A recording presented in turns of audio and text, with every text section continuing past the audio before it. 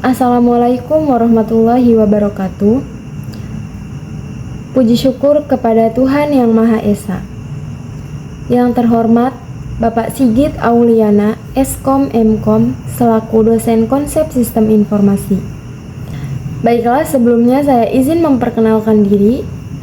Saya Ani Hoirunisa dari Prodi Sistem Informasi.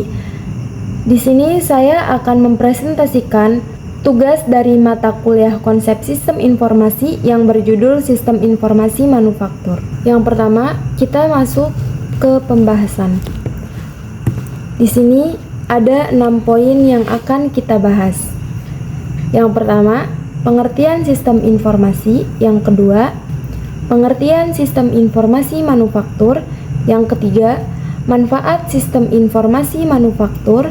Yang keempat, peran komputer dalam sistem informasi manufaktur. Yang kelima, contoh sistem informasi manufaktur. Yang keenam, model sistem informasi manufaktur. Selanjutnya, kita masuk ke pengertian sistem informasi. Sistem informasi adalah kombinasi berintegrasi antara manusia, teknologi, perangkat keras, lunak, basis data, jaringan, dan prosedur kerja yang terorganisir untuk mengumpulkan, menyimpan, memproses, menganalisis, dan menyebarkan data menjadi informasi yang relevan, akurat, dan tepat waktu untuk mendukung pengambilan keputusan, operasi, dan strategi dalam sebuah organisasi. Selanjutnya, di sini ada pengertian sistem informasi manufaktur. Definisi manufaktur secara umum adalah suatu aktivitas yang kompleks yang melibatkan berbagai variasi sumber daya dan aktivitas perancangan produk, pembelian, pemasaran mesin, dan perkakas manufacturing, penjualan, perancangan proses, production control, pengiriman material, support service, dan customer service. Selanjutnya ada manfaat sistem informasi manufaktur. Di sini ada 4 manfaat sistem informasi manufaktur. Yang pertama, hasil produksi perusahaan lebih cepat dan tepat waktu karena sistem informasi manufaktur menggunakan komputer sebagai alat prosesnya. Yang kedua, perusahaan lebih cepat memperoleh informasi yang akurat dan terpercaya. Yang ketiga, arsip lebih terstruktur karena menggunakan database. Yang keempat, sistem informasi manufaktur yang berupa fisik robotik, hasil produksi semakin cepat, tepat, dan berkurangnya jumlah sisa bahan yang tidak terpakai. Selanjutnya, ada peran komputer dalam sistem informasi manufaktur. Sistem informasi manufaktur menggunakan komputer baik secara konseptual maupun sebagai suatu elemen dalam sistem produksi fisik. Adapun yang termasuk dalam bagian komputer sebagai bagian dari sistem fisik adalah: yang pertama, ada computer aided design, digunakan untuk merancang segala sesuatu dari struktur rumit seperti bangunan dan jembatan hingga bagian-bagian kecil, memperbaiki gambar dengan menghaluskan garis. Yang kedua, computer aided manufacturing, penerapan komputer dalam proses produksi di mana mesin yang dikendalikan komputer seperti bor dan mesin bubut menghasilkan produk sesuai dengan spesifikasi yang diperoleh dari database rancangan. Yang ketiga, robotik industrial, alat yang secara otomatis menjalankan tugas-tugas tertentu dalam proses manufaktur yang memungkinkan perusahaan untuk memotong biaya dan mencapai tingkat kualitas yang tinggi. Di sini ada 5 contoh sistem informasi manufaktur yang paling krusial.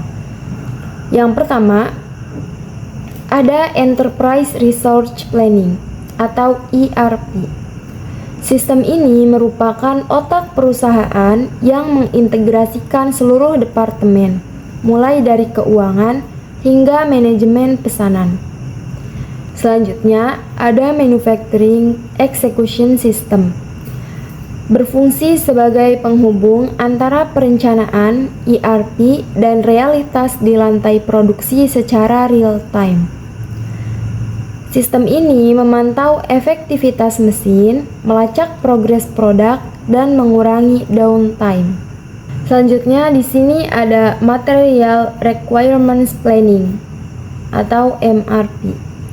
Subsistem ini sangat penting untuk memastikan ketersediaan bahan baku tepat waktu tanpa stok berlebih. Selanjutnya ada Supply Chain Management. Sistem supply chain management modern kini menggunakan blockchain dan IoT untuk transparansi rantai pasok dari ujung ke ujung. Ini memungkinkan perusahaan melacak pengiriman bahan baku secara akurat dan memprediksi gangguan sebelum terjadi. Selanjutnya, ada Predictive Maintenance System. Sistem ini menganalisis data mesin untuk memprediksi kapan suatu alat akan rusak sebelum benar-benar terjadi. Ini sangat penting untuk menghindari penghentian produksi mendadak yang merugikan di industri padat modal. Di sini ada model sistem informasi manufaktur. Model sistem informasi manufaktur ada dua. Yang pertama ada input data atau informasi. Yang kedua, ada subsistem input. Input data berupa data internal dan data eksternal. Data internal merupakan data intern sistem keseluruhan yang mendukung proses pengolahan data menjadi informasi yang berguna. Data ini meliputi sumber daya manusia, material, mesin, dan hal lainnya. Data eksternal perusahaan merupakan data yang berasal dari luar perusahaan, yang mendukung proses pengolahan data menjadi informasi yang berguna untuk perhitungan kos dalam manufaktur mulai dari awal hingga akhir proses. Yang kedua, ada subsistem input. Subsistem input terdiri dari 4. Yang pertama ada sistem informasi akuntansi. Fungsinya untuk mengumpulkan data intern yang menjelaskan operasi manufaktur dan data lingkungan yang menjelaskan transaksi perusahaan dengan pemasok. Yang kedua, subsistem industrial engineering.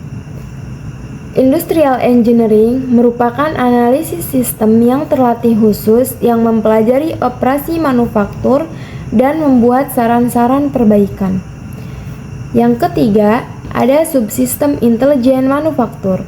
Subsistem intelijen manufaktur berfungsi agar manajemen manufaktur tetap mengetahui perkembangan terakhir mengenai sumber-sumber pekerja, material, dan mesin.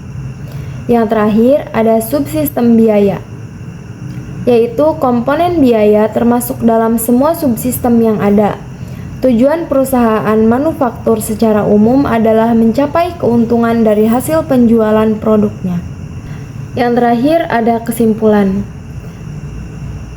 Jadi kesimpulan dari sistem informasi manufaktur adalah sistem informasi manufaktur adalah solusi tepat bagi perusahaan yang memikirkan prospeknya dalam jangka panjang.